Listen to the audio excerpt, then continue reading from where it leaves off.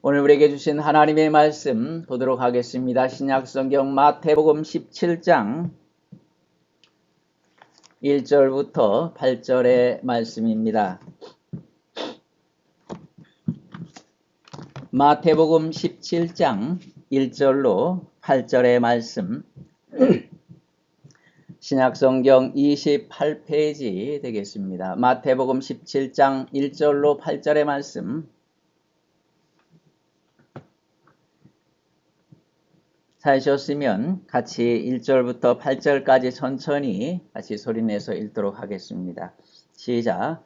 엿새 후에 예수께서 베드로와 야고보와 그 형제 요한을 데리시고 따로 높은 산에 올라가셨더니 그들 앞에서 변형되사 그 얼굴이 해같이 빛나며 옷이 빛과 같이 휘어졌더라.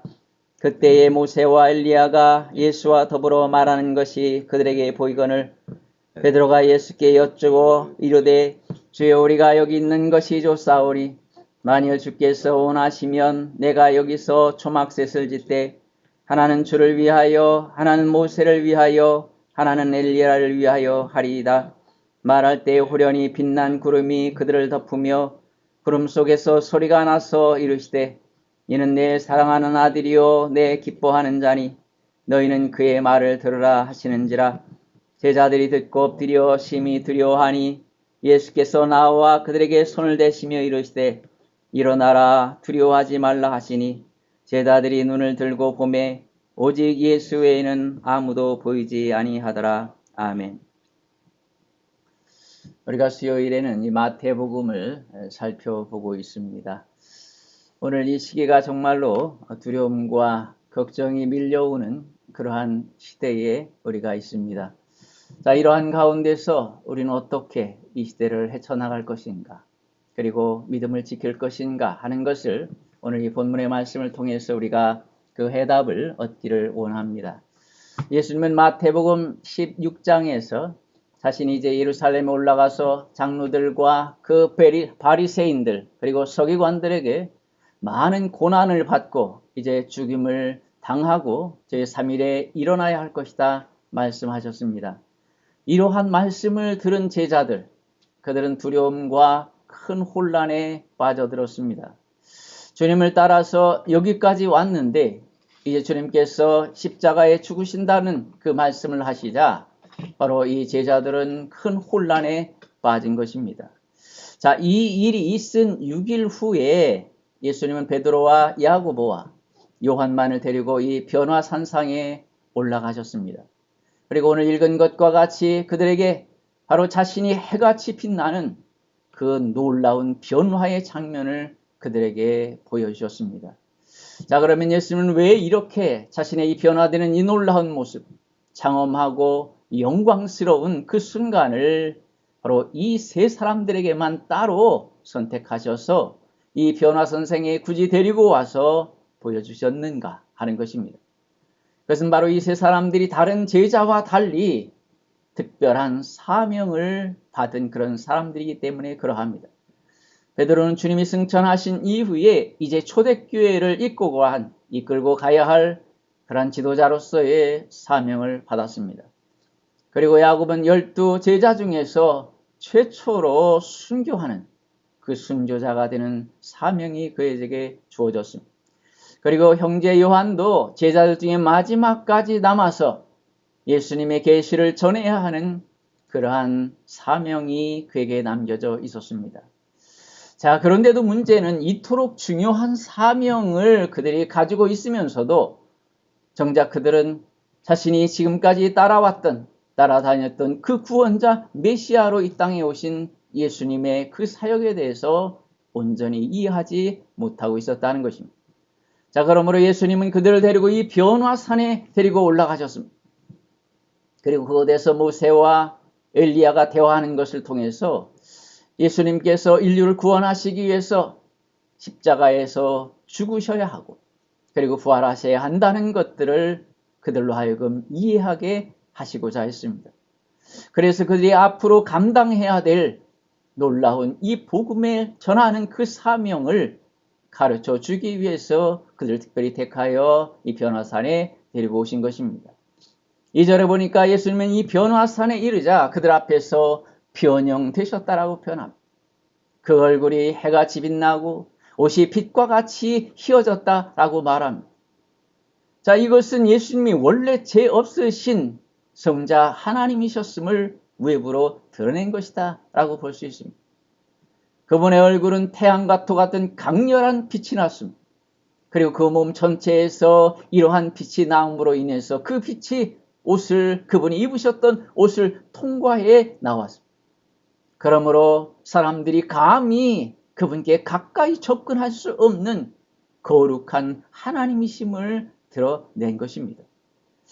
아마도 마태는 당시의 해보다 더 밝은 대상이 있었다면 아마 그것을 그 표현에 사용하였을 것입니다.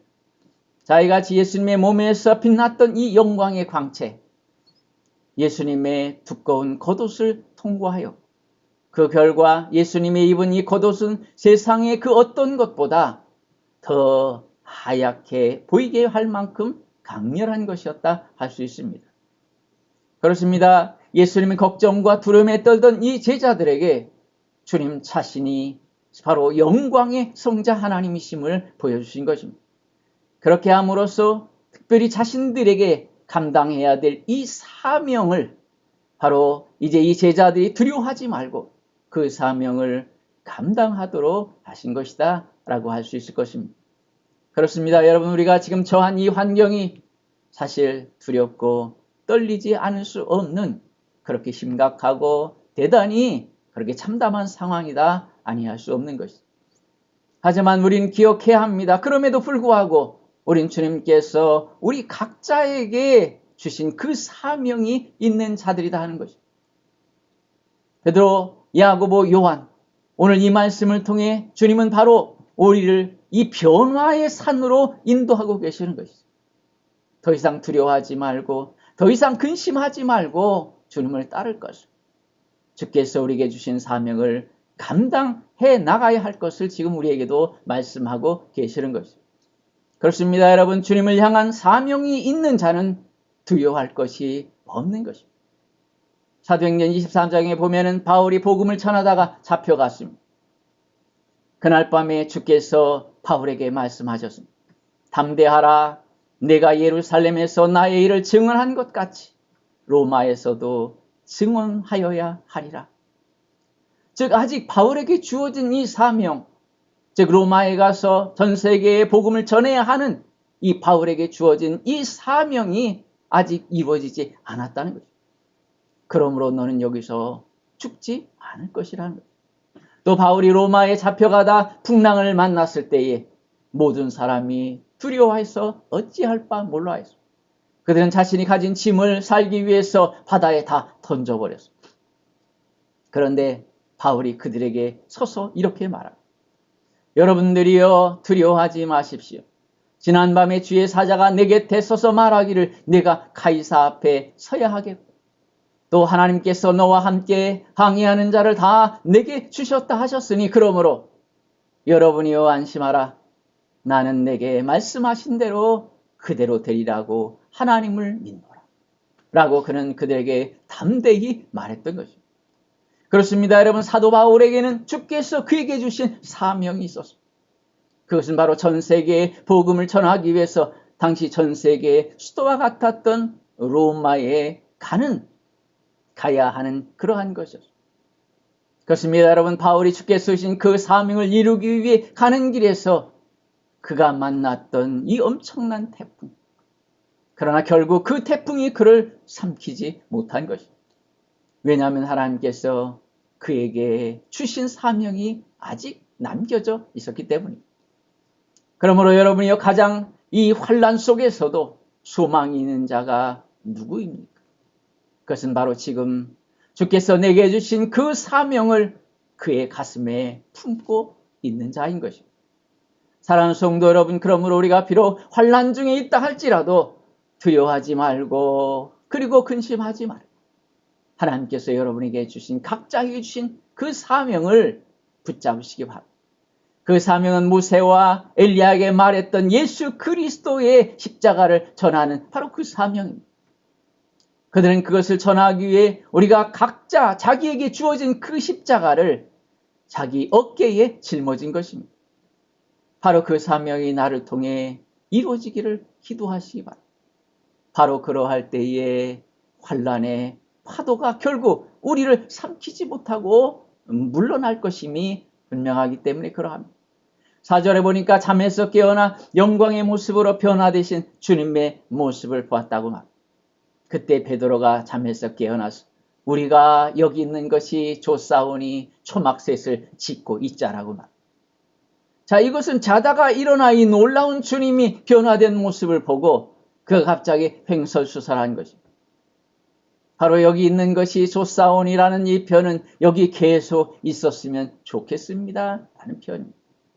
자, 베드로는 이 주님께서 변화되는 놀라운 영광을 보고 나서 산 아래로 내려갈 생각을 하고 있지 않습니다.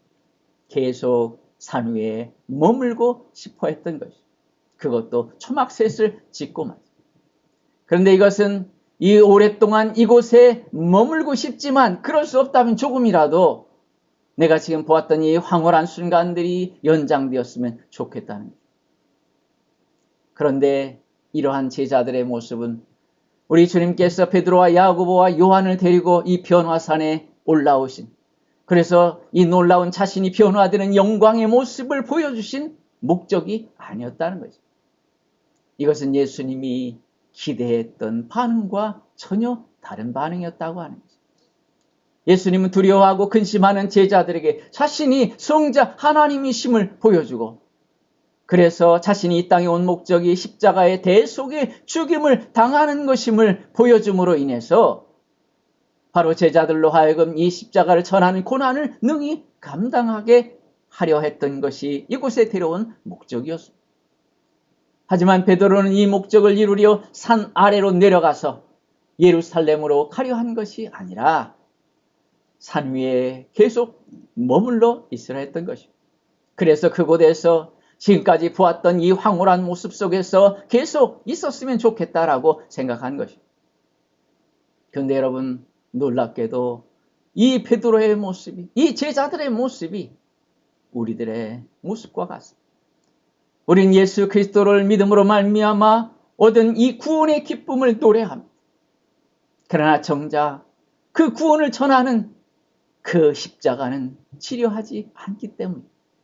주님의 몸된 교회에 나오긴 하지만 그 영혼을 살리기 위해서 내게 희생과 수고와 때로 자존심 상함과 또 아픔과 고난과 그 모든 것들을 내가 치료하지 않기 때문입니다. 그러나 여러분들이요, 정작 우리에게 가장 영광스러운 것이 무엇이라고 오늘 말씀이 우리에게 가르쳐주고 있습니다. 모세와 엘리야가 영광 속에서 대화를 나눈 것은 예수님이 변화되신 영광스러운 모습에 대한 것이 아니었습니다. 예수님이 얼마나 놀라운 하나님이신지, 성자 하나님이신지 그것에 대하여 말한 것이 아니라는 것입니다. 그들이 온 우주의 왕이신 예수님께서 성자 하나님이신 모습을 드러낸 그 절정의 영광 속에서 나눈 그 대화는 오히려 가장 수치스러운 그 십자가 상에서 죽으실 예수님에 대한 이야기였다는 것이죠. 그렇습니다, 여러분. 구원의 역사에 있어서 가장 영광스러운 것은 십자가입니다. 그 십자가야말로 신비의 극치고 영광의 극치라고 하는 거예요. 우리의 영광은 편안하게 주님의 교회를 섬기는 것이 아닙니다. 때로 눈물로, 때로는 우리의 마음 상함으로, 때로는 우리의 희생으로 주님의 교회를 섬기고 주의 백성들을 섬기는 것입니다. 우리가 주님을 주의 몸된 교회를 섬길 때에 내가 입은 옷이 비록 초라할지라도, 아니 내가 가진 것이 비록 초라할지라도 우리가 주님을 온전히 섬긴다면 그 옷은 거룩한 옷이 될 것입니다. 또 내가 지닌 것들이 가치 없는 것일지라도 우리가 그것을 가지고 주님을 섬긴다면 그것은 거룩한 성물이 될 것입니다. 그리고 내가 지고 그리고 초라해진다 할지라도, 내가 낮아져 다른 사람들에게 낮게 평가된다 할지라도 그것이 주님의 영광을 받아 비추는 바로 성자의 모습이 될 것입니다. 오늘 여러분 말씀을 마치도록 하겠습니다. 코로나로 인해서 많은 사람들이 두려워하고 근심하고 있습니다. 하지만 우리에겐 주께서 몸된 하나님의 교회를 위해 그것을 통해 친히 주신 각자의 사명이 있습니다. 그러므로 그 사명이 나를 통해 이루어지기를 기도하십시오. 그 소명이, 그 사명이 바로 여러분과 저를 지킬 것이기 때문에 그러합니다. 오늘 이 시간 우리는 베드로와 야고보와 요한과 같이 하나님의 말씀을 통해서 주님의 영광을 본 자들입니다. 아니 어찌 보면 제자들은 졸다가 깨어서 예수님의 그 영광스러운 모습을 보았습니다. 그래서 그들은 횡설수설했습니다. 그러나 우리는 오늘 기록된 정확무오한 하나님의 말씀을 통해서 예수님의 그 실체를, 예수님의 그 영광스러운 모습을, 예수님의 그 하나님 되심을 가장 정확하게, 그리고 그 영광스러운 그 주님의 모습을 우리가 본 것입니다.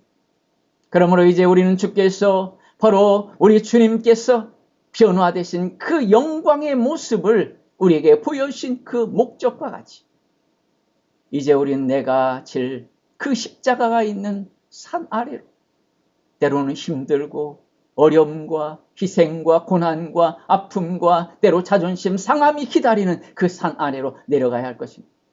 그래서 바로 섬김과 봉사와 그 희생으로 하나님께 주신 이 시간들을 우리가 준비하고 무장해야 합니다. 그래서 우리가 다시 주님의 교회에서 함께 주님을 섬기며 주의 성도를 섬길 때에 오늘 우리는 이곳으로 무장되어서 주님의 교회와 성도들을 섬겨야 할 것입니다. 주께서 우리에게 그 날을 하루속히 주시기를 기도하고 그리고 준비하는 여러분 되시기를 주의 이름으로 축원합니다. 오늘 말씀을 생각하시면서 오늘 같이 우리가 기도했으면 좋겠습니다. 우리에게 다가온 이 코로나의 이 환난, 그 앞에서 우리가 두려워하고 근심하고 있습니다. 그러나 주께서 우리에게 주신 주님의 몸된 교회를 위한 내 사명이 무엇인지 다시 한번 생각하는 기회가 되었으면 좋겠습니다. 그리고 그 사명을 우리가 이 기간 동안 잘 준비했으면 좋겠습니다. 그래서 주님의 몸된 교회에서 함께 예배할 때에 오늘 우리가 주님의 교회에서 이 모든 것들을 이룰 수 있도록 그날이 하루속히 올 수 있도록 기도하십시오. 그리고 계속 아프신 분들, 조유복석, 조영자 집사님, 이인옥 성도님, 최경임 집사님의 완쾌를 위해서 기도하십시오. 오늘 바로 그러한 기도를 우리 같이 이 시간 잠시 통성으로 기도하도록 하겠습니다. 하나님 아버지 감사합니다. 아버지, 코로나로 인해서 많은 백성들이 두려워하고 근심하고 있습니다. 하나님이여, 그러나 우리가 근심하고 걱정하는 것만이 이 환난 속에서 우리를 건질 수 없음을 하나님 보았습니다. 분명 우리는 근심하고 걱정할 수밖에 없는 환난 속에 있지만 그러나 여전히 우리 각자에게 주신 하나님께서 그 하나님의 교회를 통하여 우리에게 주신 귀하고 아름다운 사명이 우리에게 남아있는 줄 믿습니다. 하나님이여, 그 사명을 우리의 가슴에 품고 있는 한, 그 사명을 준비하고 있는 한 주께서 우리를 지키실 것임을 하나님이여 우리가 아버지 하나님이여 믿음으로 받게 하여 주시기를 원합니다. 그래서 아버지 하나님이여 담대하여 아버지 하나님이여 이 기간 동안 우리가 잘 준비되게 하여 주시고 이제 하나님이여 우리가 이 모든 준비된 것들을 그리스도의 몸된 교회에서 함께 만나 하나님이여 사용할 수 있는 그날이 하루속히 임할 수 있도록 우리에게 은혜 베풀어 주시기를 원하옵나이다. 또 아버지 하나님이여 아버지 아프신 조복석 집사님, 조영자 집사님, 또 우리 이인옥 성도님, 최경임 집사님, 하나님께서 아버지 하나님이여 이분들의 아픔을 기억하시기를 원합니다. 주께서 친히 손을 얹으시고 그 치료를 아버지 하나님이여 치료되는 놀라운 은혜를 허락하여 주시기를 원합니다. 그래서 아버지 하나님, 우리가 하나님의 교회에서 만날 때 건강한 모습으로 함께 만나 아버지 하나님이여 영광 돌릴 수 있도록 은혜 베풀어 주시옵소서. 이제 하나님, 아버지 하나님이여 이 시간 우리가 하나님 앞에 예배하고 또 아버지 하나님이여 각자의 아버지 하나님이여 삶으로 돌아갈 때에도 아버지, 한 주간도 주께서 우리를 지켜주시고 이 모든 코로나로부터 주의 백성들을 지켜주시며 사랑하는 사람들을 지켜주시고 이 땅의 사람들을 지켜주시고 온 세상의 사람들을 지켜주시고 하나님이 하루속히 이 모든 환난이 멈춰지게 하여 주셔서 우리가 하나님 앞에 기쁨과 감사함으로 예배할 수 있는 그 아름답고 평범한 날이 우리에게 하루속히 임하게 하여 주시옵소서. 모든 것을 하나님 앞에 맡기오 우리 주 예수 그리스도의 이름으로 기도합나이다. 아멘.